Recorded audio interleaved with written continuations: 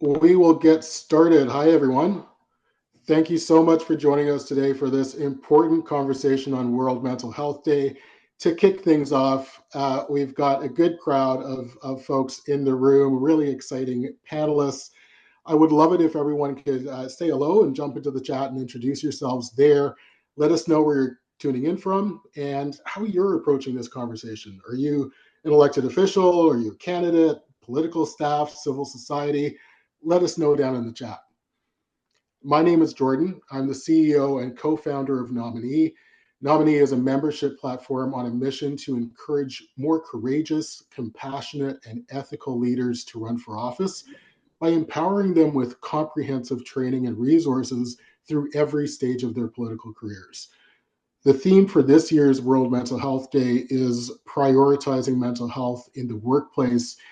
And there couldn't be a better topic for us to explore in the political context because it's clear that there is urgent work to be done at a systemic level to better ensure that Parliament and our provincial and territorial legislatures are safe, healthy, and inclusive workplaces for elected officials and staff. And we know that's not currently the case, at least not for everyone. According to research from the IPU, the Interparliamentary Union, close to half, 46% of female politicians surveyed, reported that they're considering leaving office due to the abuse, threats, and harassment they receive on the job. And it's not only women. In the same survey, 39% of male politicians said that they're also thinking about leaving due to harassment. So this is an issue that is across the board. And what's more, in a global survey from the Apolitical Foundation, 41% of politicians surveyed reported their own mental health as being low or very low. That's on par with the mental health scores reported by first responders, like paramedics, police officers, firefighters, frontline workers in crisis situations. Of course, we know that being a politician has never been easy, from being subjected to intense public scrutiny in an increasingly toxic and polarized environment to the unrelenting pressure and long hours with little semblance of work-life balance. And of course, that's not to mention the impact of social media and everything that comes along with it. So to start things off, I've got a question for you. In a moment, you'll see an interactive poll pop up on your screen. I've just outlined a few of the stressors that impact a politician's mental health, but what stands out to you? What do you feel is the most pressing issue that is affecting and impacting a politician's mental health? Is it option one, online harassment? And Josh, if you could pop up the poll for me. Online harassment and abuse, long and intense work hours. Number three, lack of support and or resources. Or number four, polarization and incivility. You should see that poll pop up for you in a moment, and you can submit your answer through the poll.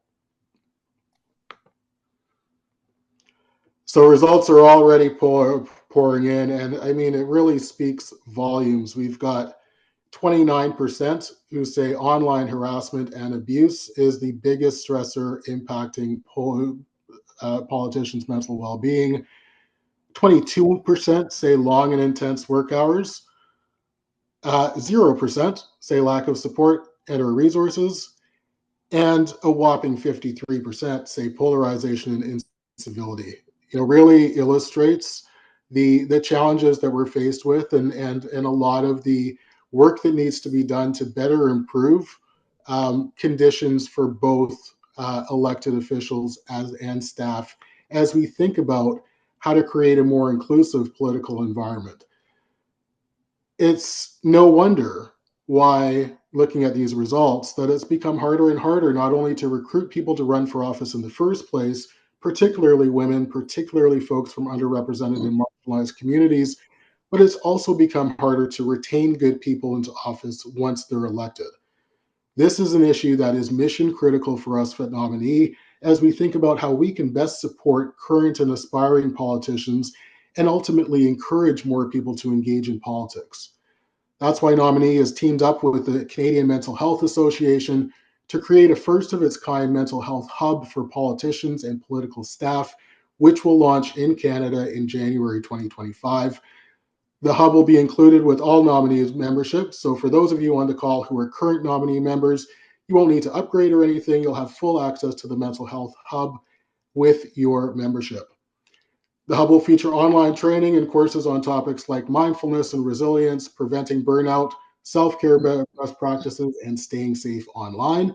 And it will also connect you to a variety of mental health supports and resources in your own community. We'll be sharing much more details on the Mental Health Hub in the weeks and months ahead, so stay tuned for that. And feel free to reach out to me directly if you'd like to learn more or get involved yourself. And that's just one of the ways that we're trying to shift the political culture towards one that is more supportive, more welcoming, and more human, because it's easy to forget that politicians are people too. So we can see the impact that politics is having on mental health, but how do we fix it? How do we reverse that trend line and ultimately create safer, healthier, and more inclusive political workplaces? That is the question that we want to explore with our amazing panel of speakers today. And I hope you'll come away from this conversation feeling more hopeful, determined, and with some clear ideas and takeaways on how you can help promote mental health in your own capacity, whether you're an elected official, political staff, or civil society.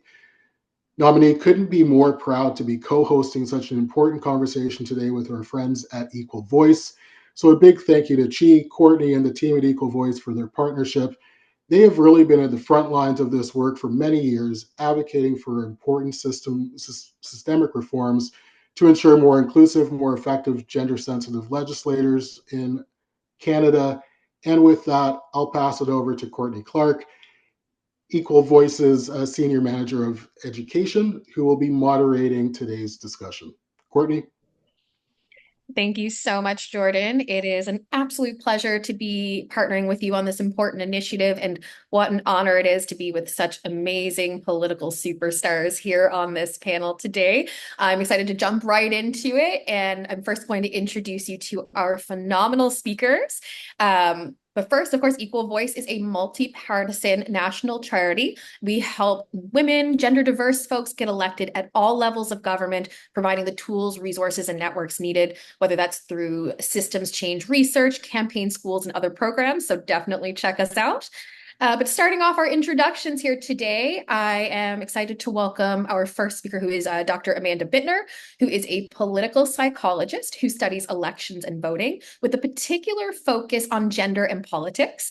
She has worked at Memorial University since 2008, and in 2017 founded the Gender and Politics Lab, which is a hub for research and community engagement activities related to gender and politics. She has published 5 books and has substantial community activity experience. And in 2022, she was inducted as a member of the Royal Society of Canadian College of New Scholars, Artists, and Scientists. We are also joined by the phenomenal Mitzie Hunter, who is the president and CEO of the Canadian Women's Foundation.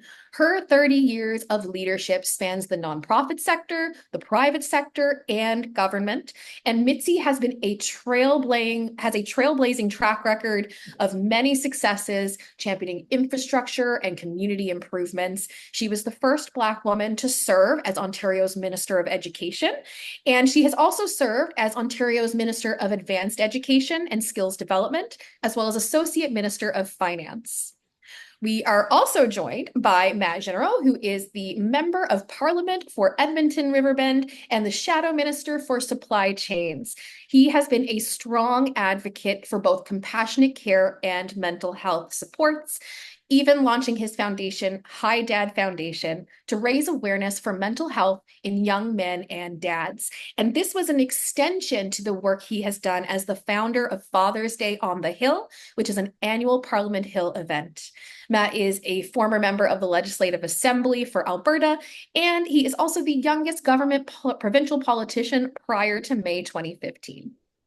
Last but not least, we have Dale Richardson, who is a public affairs leader in Saskatchewan. And prior to joining Earnscliffe Strategies, Dale worked in public affairs for a multinational pulp and paper manufacturing company.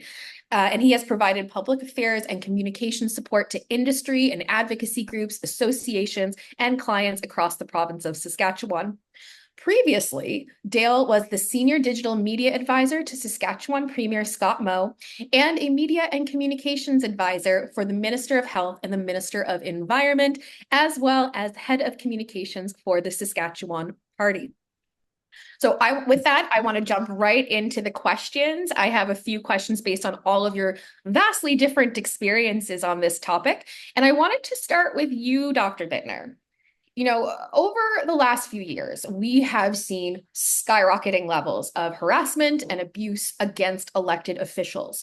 In fact, there is a Apolitical Foundation survey that stated that politicians' mental well-being in 2023, 40% of the respondents said that online and in-person harassment had a negative effect on them often or all the time.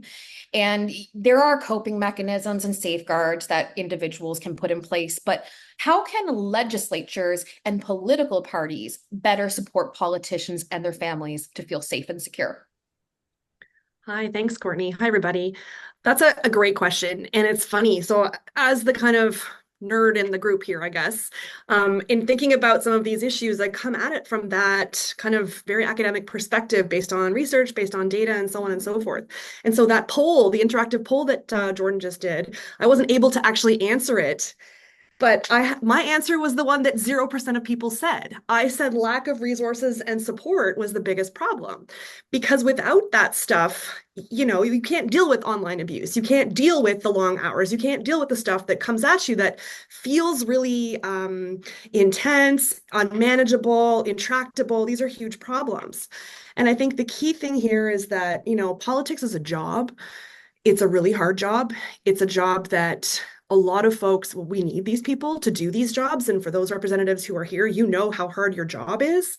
And I think the average individual who is just a citizen in the world doesn't quite understand exactly how challenging that can be. And this desire to have access to our representatives 24 hours a day, whenever I send you a note, phone, text, social media, whatever.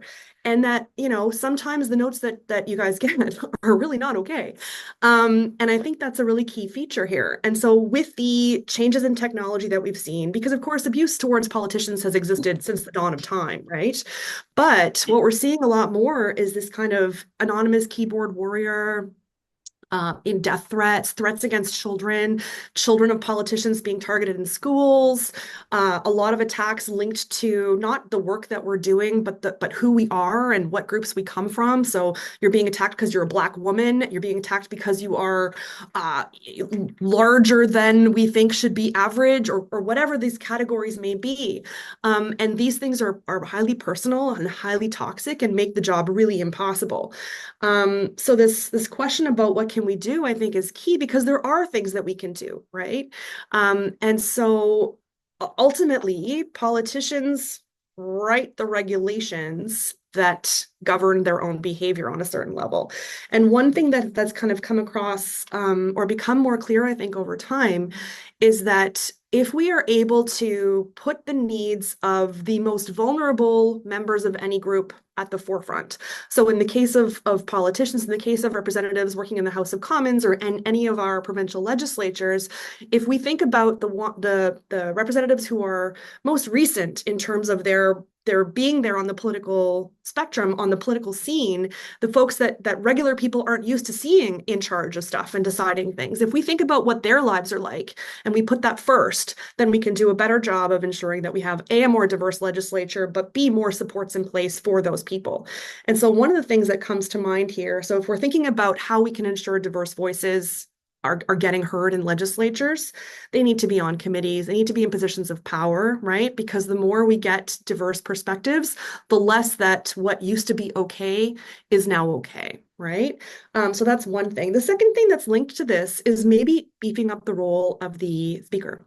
Parliamentary decorum is a really big problem. Anybody who's gone to, question period is outraged by what goes on in there. And that behavior is encouraged, it's part of the culture, is part of the way things are, and it's not okay, right? So you have leaders in governments who are behaving in ways that would be absolutely inappropriate in every other context.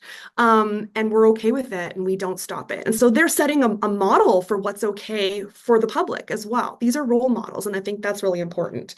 So parties can stop their members from behaving inappropriately, and leaders can stop behaving inappropriately.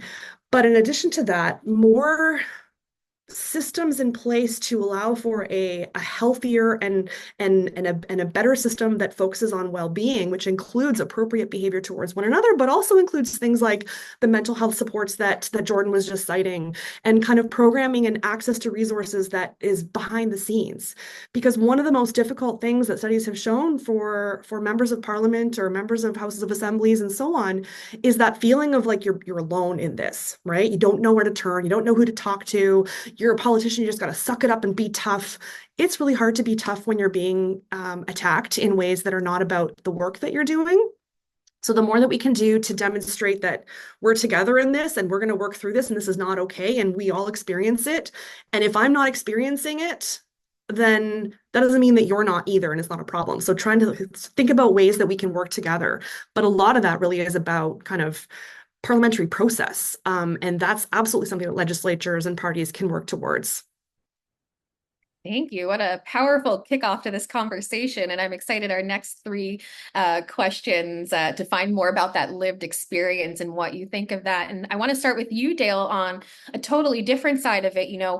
Political staff are often on the front lines of attacks and harassments that are leveled against politicians, whether the staffer is managing their social media accounts or dealing directly with the public in a constituency office or at events. And we talk about the mental health and well-being of politicians, but the mental health and wellness of staffers that keep politicians going is just as crucial. So could you talk a bit about your own experience and the impact that these challenges may have on the mental health of staffers, and how could legislatures better support frontline staff? Sure. Yeah, no, thanks, Courtney. Great question, and thanks for doing this event. On the political staff front, the way that politics is set up, the system is we serve the public, but we also serve the people that we work for directly, which is our MLA, is our member of parliament, is our minister, is the premier, is the prime minister, and to a great extent, staff are told basically in all senses, you are not the story, you are not the focus.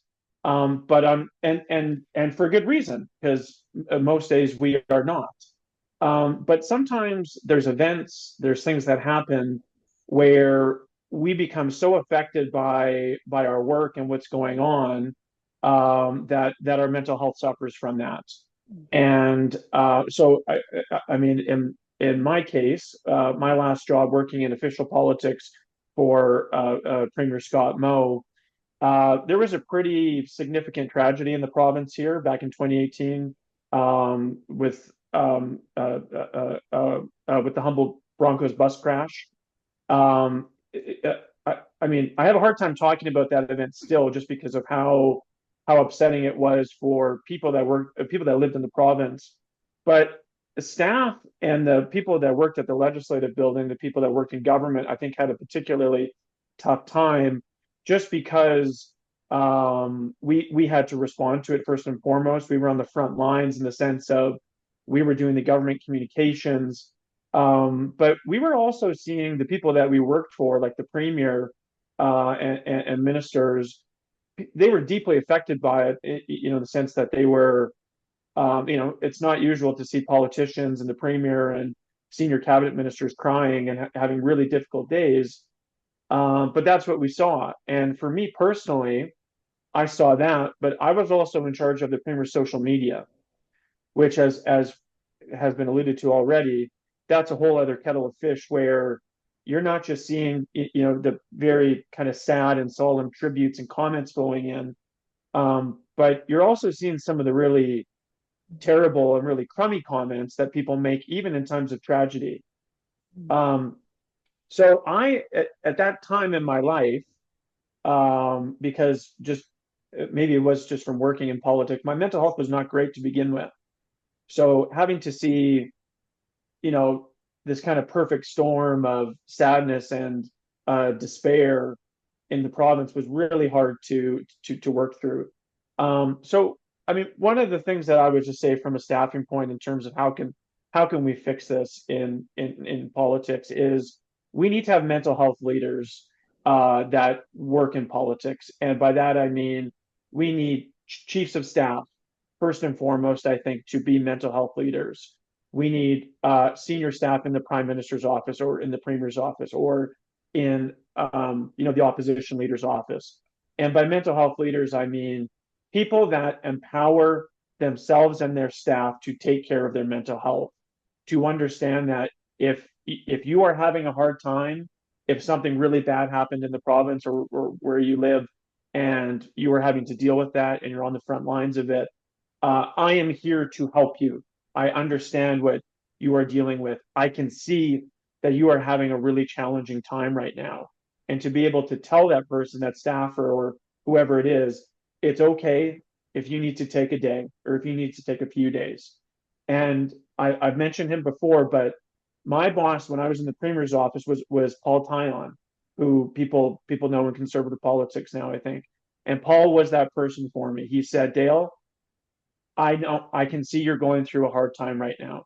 If you need time to go home for a few days to recover, you can do that, because ultimately mental health is no different from having COVID, having a broken leg, having a sick day. So people need to be mental health leaders in politics. I love that. Thank you for sharing that. I really appreciate it, Dale. And you see that theme of shared responsibility just between those first two answers. Mitzie, I have a question for you. You as a former Ontario cabinet minister, as an MPP, you've experienced firsthand that often combative nature of question period and political debate and discourse at Queen's Park. So going from the outside of harassment and kind of looking in within the legislature. A few years ago, Equal Voice, we released a report on gender-sensitive parliaments, and partnering with Samara Centre for Democracy, we surveyed MPs specifically around this kind of behavior, and we learned that 67% of women MPs reported gendered heckling versus 20% of their male counterparts. Did you see something similar to that? And how do these and other factors like heckling impact a politician's mental well-being? Okay. Thank you so much, Courtney, and for this invitation to be part of this wonderful panel. And when I got the invitation, I had to read it twice. I'm like, people really want to know about how politicians are doing. And, it's not a question that we're ever asked. We don't have a playbook that tells you how to be a politician. I can tell you, because when I was elected in 2013, there was no playbook. You just go and do it. So really want to say thank you to Equal Voices for your work. And certainly, Jordan, I'm going to share the resources you have shared around Nominee because it is needed. I also want to say, Dale, my heart goes out to you and everyone in the community that was impacted. And I believe all Canadians actually experienced some trauma when we learned of what happened with the Humboldt accident. And it's really good that a memorial is now going up and that healing is continuing, and some remarkable things with survivors as well. We're so proud of you, and just want you to know that. On World Mental Health Day, I want to just shift a little bit to some lighter stories. So I grew up in a family with 3 brothers and me as the only girl. So learning how to heckle and get over teasing and give it back yourself was something that I learned in my family. They still do it today. They don't care what position I have or what I've done. All they know is that I'm their little or big sister, and that's it. And so I was really, when I started as an MPP and sitting in the chamber, it's this very regal environment. And as I said, there's no playbook. No one really tells you. But I learned how to heckle from the masters. Jim Bradley, the dean of the legislature, he would sit in front of the speaker and heckle, but you would think it was coming from across the room. I'm like, how did he do that? And someone else would get called out instead of him. And so I asked my colleagues, I asked Brad Duguid, David Zimmer, how do you do that? Because I wanted to know how to heckle. So I learned how to do it from these colleagues. Deb Matthews, she was the deputy premier, so she really shouldn't be heckling, but there were times she would pick her moments. And, when it's done right, it adds to that sense of, we're in this, we're in the fight, but at the same time, we want to do better for the people we represent. And that's when it works well. When it doesn't work well, like I experienced when I was in opposition, there were 2 times I had to go to the speaker for support because I felt that I wasn't being heard. And there was an occasion where I was being heckled so badly during the posing my question that I could not see this or hear the speaker because the members blocked me. Actually, they stood up, they blocked me, and I said to the speaker, if I can't see or hear you, I am no longer effective in representing my constituents. And to his credit, the speaker did address that decorum and spoke specifically to the fact that the member has to be heard and always be able to see the speaker. Another occasion was more personal in terms of a heckling attack. I was in a debate, so it wasn't during question period where most eyes are on you, and I was heckling because I didn't agree with what was being said. And one of the members actually said, Mitzie, and they use my name, which you're not allowed to do in the legislature. You should use the member's riding or their position. And he said, act like a lady. And I stopped because, it was a very gendered comment. And as a woman who is of intersectionality, as a Black woman parliamentarian, if I was to unpack what it means to act like a lady, it was not a compliment. And so, I thought about what to do. And why was I singled out? Because I wasn't the only one heckling. My other colleagues were heckling as well, and members of the other party was heckling. So why was I being called out like this? And it bothered me because I felt that I was uniquely being silenced, and I addressed it. I addressed it in my own way through, we don't have very many recourses. We have party recourses. We could go to the party leaders, but that wouldn't affect the opposition party or the opposite party. So I ended up taking this to the speaker and asking him to specifically address it with that member, because I felt that we shouldn't allow that to spiral into more serious concerns.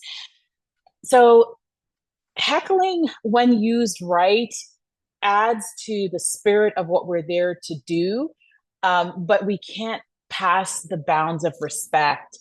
And in the poll that was taken, 53% of those listening talked about the polarization and just what is taking place, and what we have to do is try to bring people together, try to find common ground.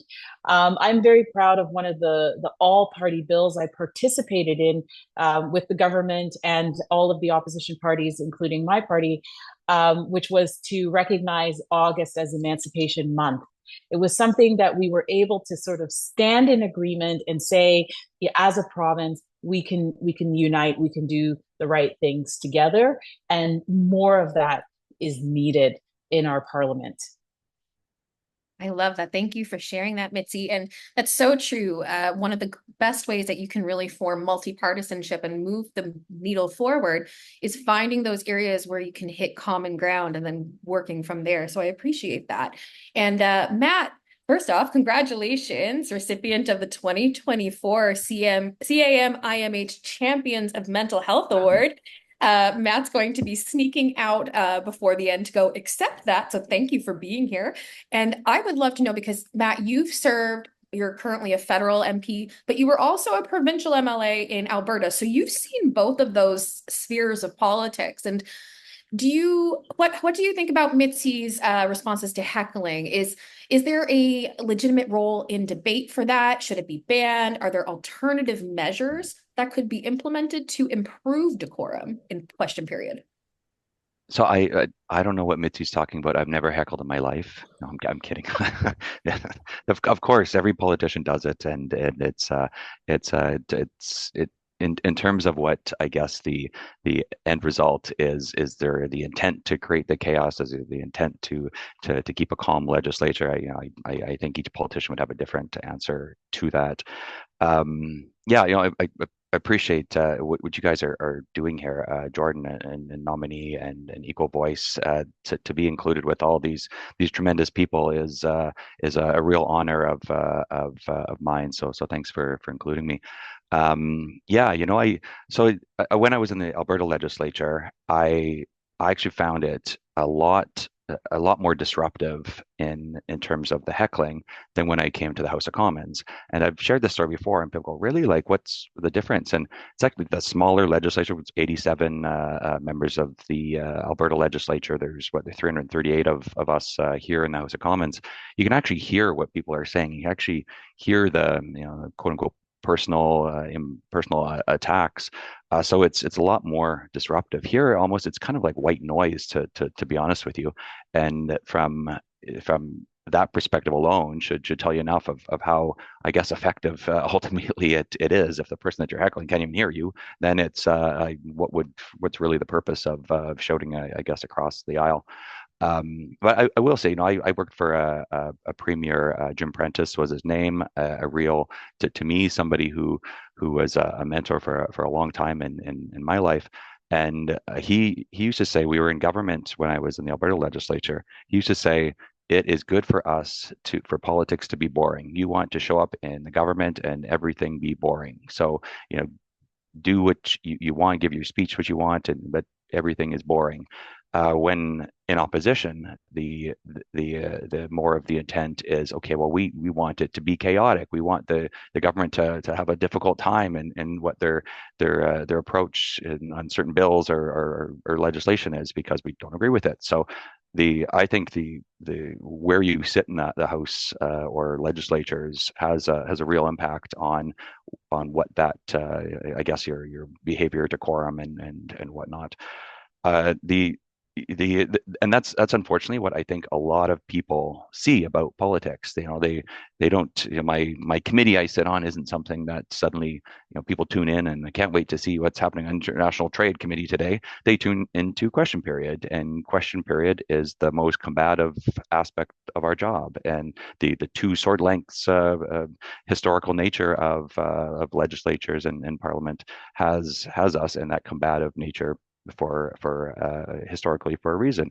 So to not see all of the quote unquote good stuff that happens outside of committees, in my office, I often have different parties pop in just to say hi. Like, there's a lot of that collegial nature to what Mitzie kind of alluded to, and you pass legislation together. Like, it works, but the stuff that everybody sees is ultimately that combative nature. And I think, yeah, absolutely, it turns people off. I've been embarrassed to have people up in the audience watching when certain colleagues on all sides of the aisle will say or do certain things, because, yeah, ultimately it's not good decorum, it's not good behavior a lot of the time. So it's just unfortunate, I guess, they don't get to see all of the other stuff along with it.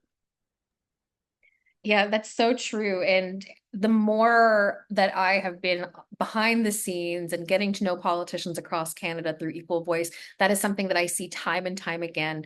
If the question period is the only thing you're paying attention to, you are absolutely going to be outraged. Doesn't mean it's right, but if you're watching committee meetings and you're seeing the day-to-day, there's actually a lot more multi-partisanship and collaboration across the aisle. So I'd love to just see that on a more public stage, so it doesn't turn off so many people from wanting to get engaged. And rolling into that, this is a question for you, Dr. Bittner. One of the ways that have reduced heckling in the past when we were going through COVID lockdowns was that move to a virtual environment. And a hybrid parliament federally became a permanent feature following the lifting of the lockdowns in 2023. This, along with the introduction of parental leave in 2019, has created also a more flexible environment for parents and caregivers serving federally, not just in reducing the more negative forms of heckling. So additionally, it reduces intense travel demands. Politicians are in their constituencies more often, late hours aren't as bad, and provides flexibility for illness and exceptional circumstances. So we actually partnered with Abacus Data a little while back to see how the public felt, and more than 2/3 of our respondents are all for hybrid government at all levels. And the results also showed through our partnership with Strategy Corp that political will is the key ingredient to advancing a hybrid uptake. And hybrid is not remote work. It is a much different thing. The definition is important. So despite all of this, the uptake in modernized legislatures and hybrid parliament is much slower at provincial and territorial levels. I know BC adopted it in the spring of this year, but that seems to be it. So in the meantime, what are some other ways that provincial and territorial legislatures or parties can prevent burnout or sustain mental health of their politicians and staffers? Yeah, such a great question. I mean, the research is pretty clear that hybrid parliaments are a good thing, and for multiple reasons, and you've cited a lot of them. I think, caregiving is a big piece of that. And I think traditionally we think about caregiving as being, parents taking care of their children, but increasingly the sandwich generations, a lot of us have a lot of different caregiving responsibilities. And so this is not a thing that just makes parliaments better for moms, but it makes parliaments better for everybody and all their various concerns. And I think that, the point that you made about being able to be in your constituency more with less travel time does allow for better representation for constituents for the most part, more access and so on and so forth. So I think there's a lot to think about there for provincial governments to consider it. One of the things I wanted to sort of touch on, though, because you talked about burnout and mental health for staff, and Dale's talked a little bit about that. It's great to hear your perspective. And I think that a lot of the time we forget to talk about staff. So I'm really, really glad that we're talking about staff today, because they kind of keep things going and make everything run. And two kind of thoughts come to mind based on some research that's been done at the University of Calgary. There's a graduate student there who's doing some work on staffers and mental health and challenges in the workplace and so on. And one of the suggestions that's come out of that in terms of solutions is centralizing HR, because staffers run the show. Most staffers are actually women, not all, but many of them. And those staffers experience a lot of abuse, a lot of harassment, a lot of burnout, a lot of mental health challenges. There's this idea that, politics is a job, like I mentioned, but it's a different than normal job. Like, there's a lot of pressure placed on politicians to be accessible and so on, and to work ridiculous hours. And those pressures are then placed on staff, who then are working those same hours and for terrible pay for the most part. And it's a pretty tough job. And if you are the frontline worker who's going to get all of the texts and all of the social media notes and everything else, you're filtering a lot, and that's a really hard job. At the same time, we all know it's like an open secret that there are a lot of abuses that are faced by staff as a result of politicians' behavior. And so centralizing HR and thinking about that process is like, this is a workplace.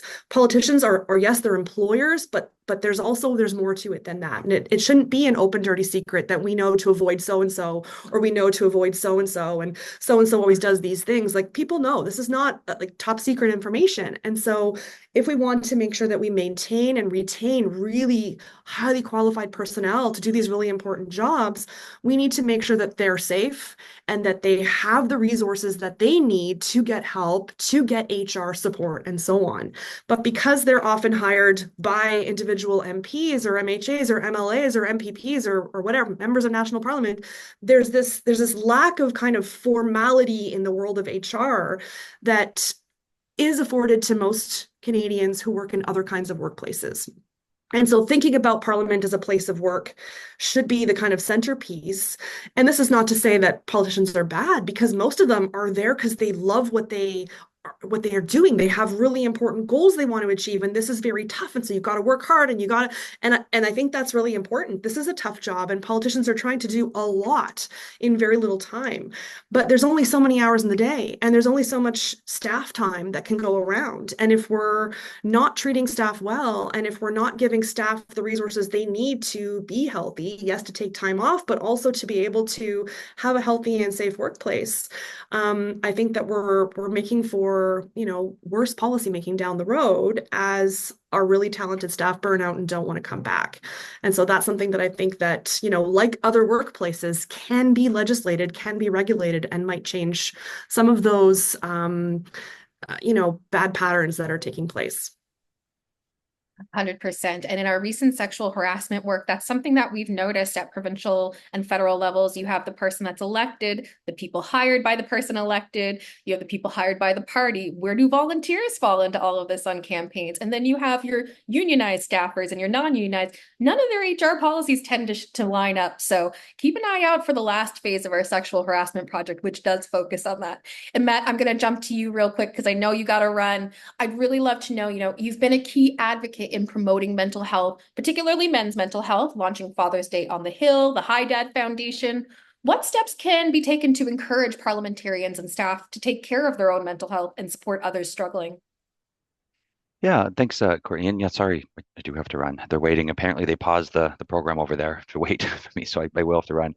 I think it's come a long way. I got elected first in 2012, came here in 2015, in here being Parliament, and I think a lot of there's family rooms now. There's a number of resources that we have through HR and to reach out to certain mental health counselors and whatnot. But it's still like what Dr. Bittner raised. It's still very much a chaotic kind of world in terms of staffers and members of parliament and how it all kind of fits together.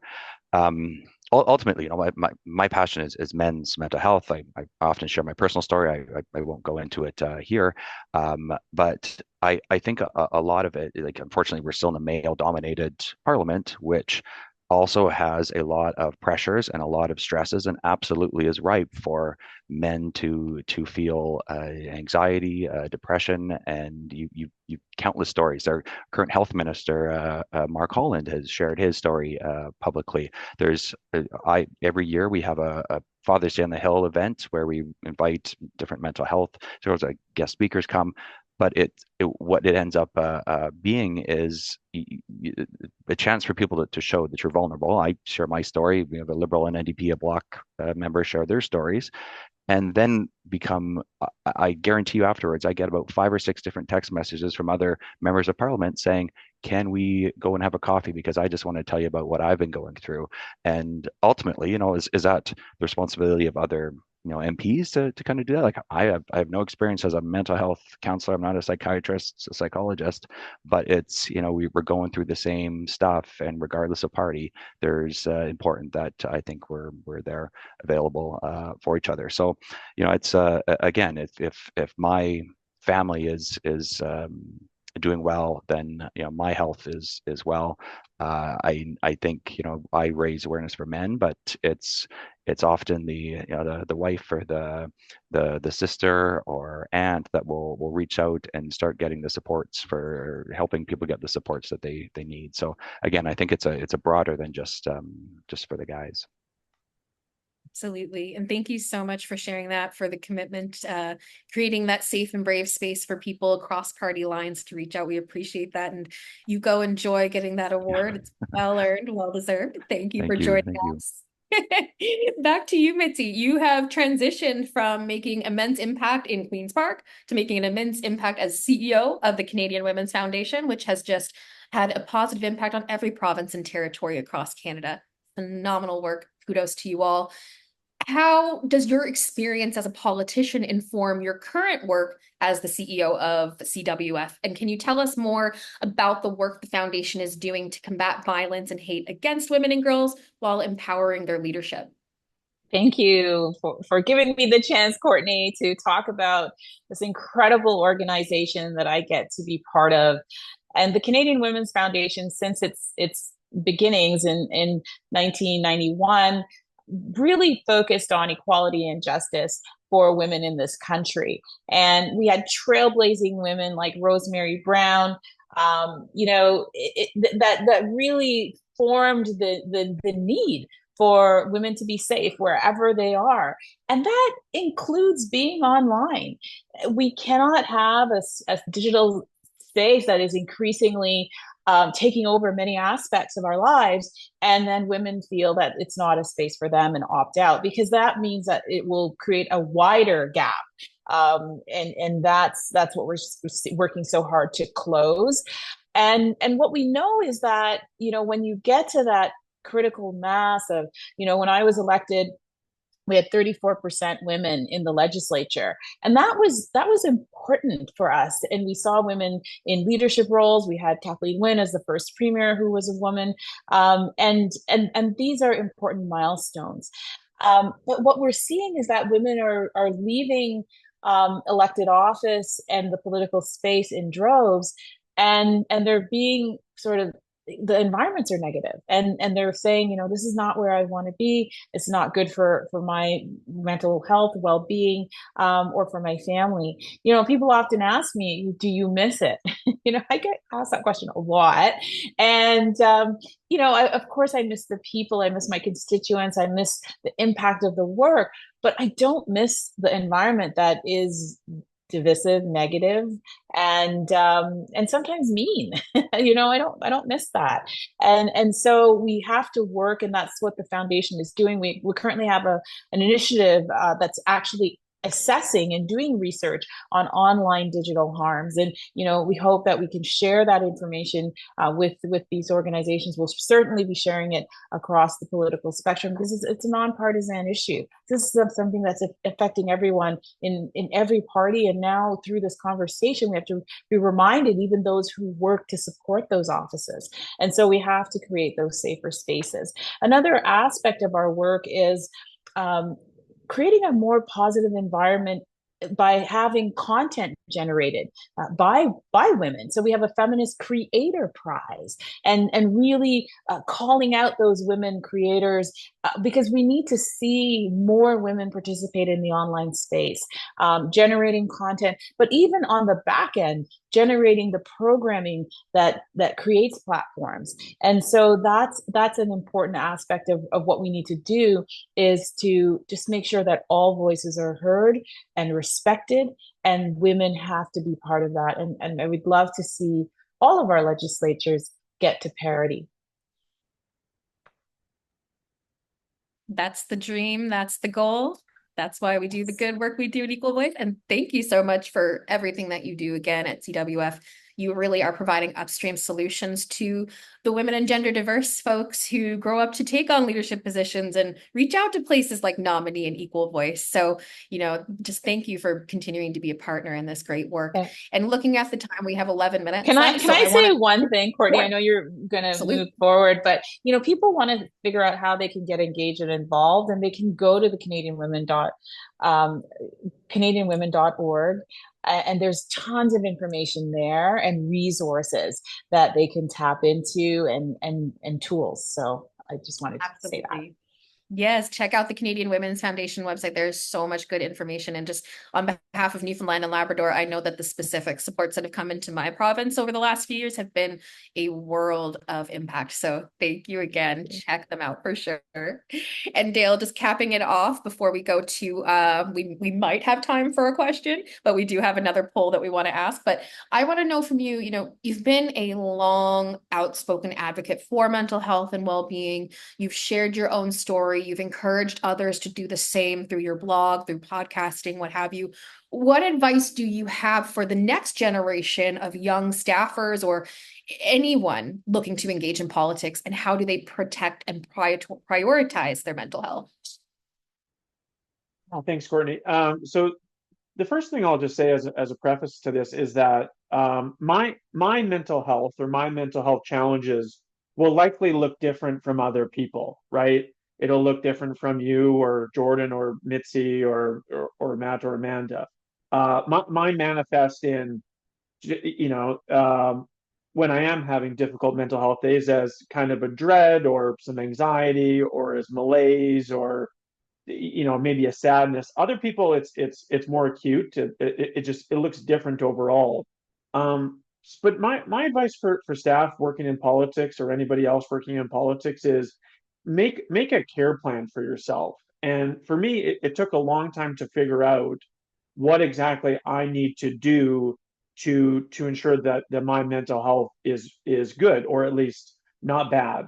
When I worked in government and in politics, I was in therapy for several years. I found it to be helpful. I found it to be helpful in the sense of, why do I do the things that I do, and why am I the way that I am, which is kind of more deeper psychological stuff. The really a game changer for me was physical health. Um, just about 2.5 going on 3 years now, I sort of rediscovered going to the gym. So I found it's sort of a CrossFit style gym that I go to in town here, and that completely changed my mental health. I try to go 4 to 5 times a week. This summer, I spent a lot of time running. But I just, it has completely changed how I feel about things. It's changed my mental resilience, which was a major challenge for me, not just in my career, but in my life. Um, when I had setbacks, personal or career, I really felt those before, going back to the gym. So, and I don't really know why it is that physical activity, at least for me, is such a difference. I guess Jimmy Carr, the comedian, he once had a joke that it's hard to have anxiety when you're doing bench press and you're trying to get 200 pounds off of your body, because you're just focused on doing that, of course. So I would say make a care plan for yourself, whether that's therapy or it's exercise or eating better. It's one of the things that didn't really come up today, is particularly for politicians, and Mitzi would know this well, and same with Matt, is there's a lot of receptions. There's not much time in the day to cook your own meal, because you're going from one meeting to the next. So you might be having kind of a bad lunch, and then you've got a reception after 5 p.m. and then you're probably going to bed at pretty late at night. So and of course social media, I mean it's such a difficult thing to put away, our phones and social media, but if you can stay off of social media when you're not working, I think that's a really important thing. So yeah, that would be some of my ideas for that. I appreciate that. And yes, 100% therapists are just the best. Shout out to our therapists. But yeah, no, I so agree with that. And something that we actually do in the campaign school, we have a session that devotes to before your name is on the ballot. And it's around forming that care plan of the different types of instances of people you should reach out to the types of things that you set in place to make sure that you can have that stamina and endurance. Because if you're not feeling a good baseline health, it's a lot easier to become a bit more irritated or set off and do something that you might not normally do at some point. So I really appreciate that.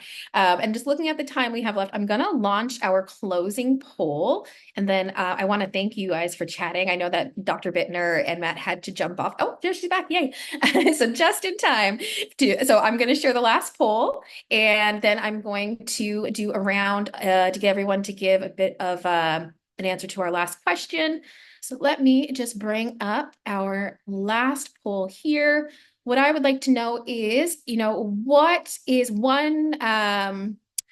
what do you feel is the most impactful way to help promote mental health in the legislature? So is that access to counseling and other mental health supports, social media training and resources, mentorship and community practice, or HR standards and code of conduct? I'd love to know what you folks think after this. They're coming in. We've got a lot of people with mentorship and community of practice. Yep. HR standards. Awesome. Thank you so much. And I would love to just do a little last round with a question to you all. We'll start with you, Mitzie, then Dale, then Dr. Bittner. What is one takeaway or action that each of us can do to help promote and support mental health in politics? Well, today was wonderful. Talking about it, I think, is a great start, and humanizing politicians. And you know, really, we talked about the digital space, but people go home to their families, and how they're treated, impacts their sense of self. So I really enjoyed today's conversation. Of course, for me, it's a look back because now I'm in a totally different space.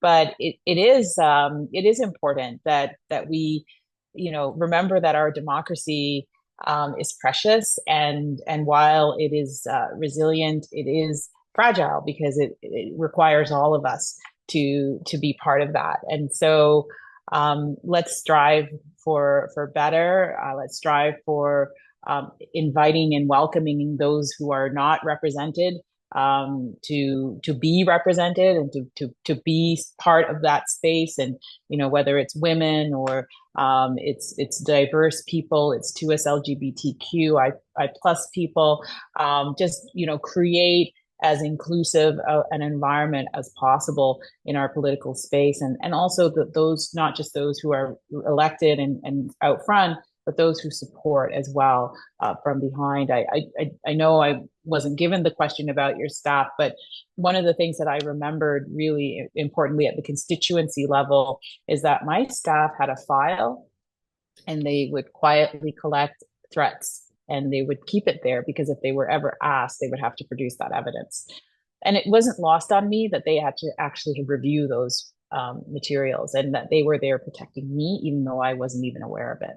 And so, really working hard to protect this fragile democracy that we have, and that's so precious to all of us, is what I'm taking away. Thank you, Mitzie. Dale. So one of the things that I've just quickly, when I've talked about mental health and politics in the past, and I've done some podcasting work and some writing on the topic, is the acknowledgement that for those that work in it, and I think maybe Mitzie mentioned this earlier, for those that work in politics, it's a conflicting feeling because we love politics so much. Like I'm happy to be out of it, like what Mitzie said, but when I was in it, I absolutely loved it. And I still care a lot about the people that I know that are in politics, and I want them to do well. But there is this unfortunate side effect of some mental health challenges that comes with that work. So I would say I would agree with Mitzie. It needs to be talked about. Just sharing one story, or going up to people that are currently working in politics and just asking them, "How are you doing? Your work is hard. Tell me about how you are feeling, and be honest with me. Don't give me any BS. I want to honestly know what's going on."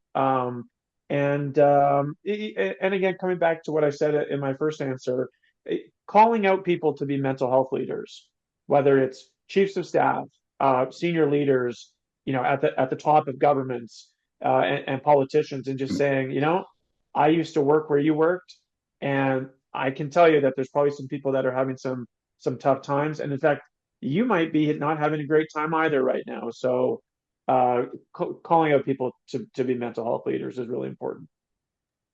Thank you. And then we'll go to Dr. Bittner and back to Jordan to close it off. Thank you. I think the thing that's come through, and I think that we know, but we often forget, is that mental health is not an individual problem or a thing that only individuals can fix, right? Like what we're talking about here is systemic problems with the way the legislatures operate. It's not up to any one individual to fix that, because any one individual can't fix that. I think so unless we put pressure on politicians to fix this together, it's not going to be fixed. And so what we're going to see is a cycling through of people who are tough enough for a while, but then burn out or whatever. And that's not what we want. We want to actually fix the system to make it better for those that come after us. And I think that we can all work together for that. All right. Well, we will wrap things up. I mean, what an inspiring way to end this conversation with a clear call to action for each of us to continue having these conversations.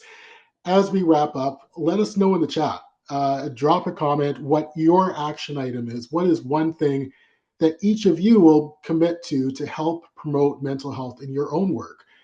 And as we wrap up, just a big thank you again to Equal Voice and to Courtney for leading us through such an impactful discussion. And thank you again to our panelists, MP Matt Jeneroux, Dr. Amanda Bittner, Dale Richardson, and Mitzie Hunter. This session has been recorded, so we'll be sharing the recording with everyone very soon. And be sure to follow Nominee and Equal Voice on social media. You'll find links in the chat. Sign up on our website at gonominee.com to be the first to know about future events like this and be alerted about the Mental Health Hub and other upcoming programs. And of course, you can also reach out to me directly to learn more about anything we're working on as well.